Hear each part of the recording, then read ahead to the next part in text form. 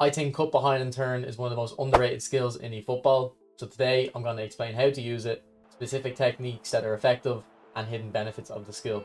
So to activate cut behind and turn, you simply press your shoot, lofted pass or true pass button, and then while aiming behind with the left stick, you press X to complete the move. If your player doesn't have the cut behind and turn skill, they will not get the Cruyff turn animation.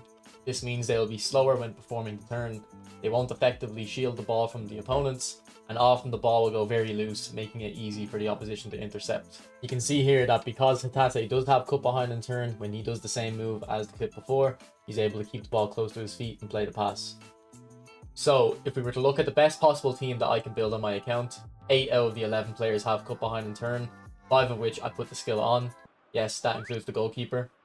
And out of the 3 that don't have cut behind and turn, one of them is Thuram, who I'm planning to put the skill on eventually. But the other 2 are Messi and Maradona. I'll explain why for these players specifically I don't put the skill on later. But the 2 other strikers that I would replace these guys with are Rumi and Romario. And Rumi starts with the skill, well, I did put it on Romario as well. So this means if I was asked to build the most meta team possible in eFootball without being allowed to use Messi or Maradona, I would have every single player on the pitch with the skill cut behind and turn.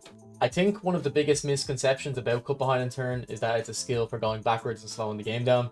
I couldn't disagree more with this. As you can see in the clips, it's very useful for keeping your forward momentum.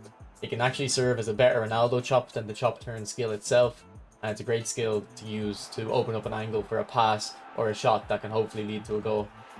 I think it's great to use in the midfield as it adds another tool to your arsenal that will better allow you to hold on to possession. It's also a great skill for drawing fouls out of your opponent. And if we just look at this clip here, I think Vieira wins the ball pretty cleanly, but because of the way this game works, because I triggered a skill move, I'm able to win a pretty cheap free kick.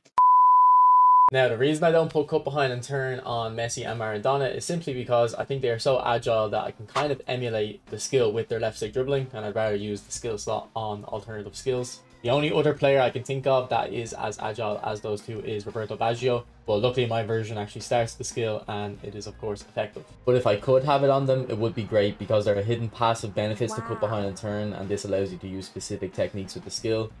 If you look closely at this clip, you'll notice Pirlo takes the touch with the inside of his left foot, putting the ball behind his body, meaning that if a tackle were to come in, the defender would have to go through Pirlo first and would then foul him.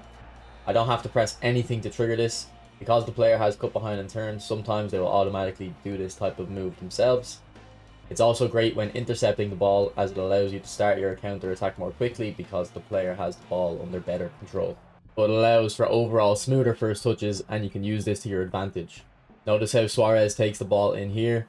I load up a pass and then super cancel it right before it reaches Suarez, and he uses the first touch technique to beat the opponent, ultimately leading to a goal. You can see in the training ground here, when I do it with Tchouaméni, he uses the inside of his foot and shields the ball, whereas Messi without the skill doesn't. So let me know your thoughts. If you want to know why I think one touch pass is probably the most overrated skill, check out this video here. And if you want to know how the pros are using the double touch ball roll to score more often, check out this one here.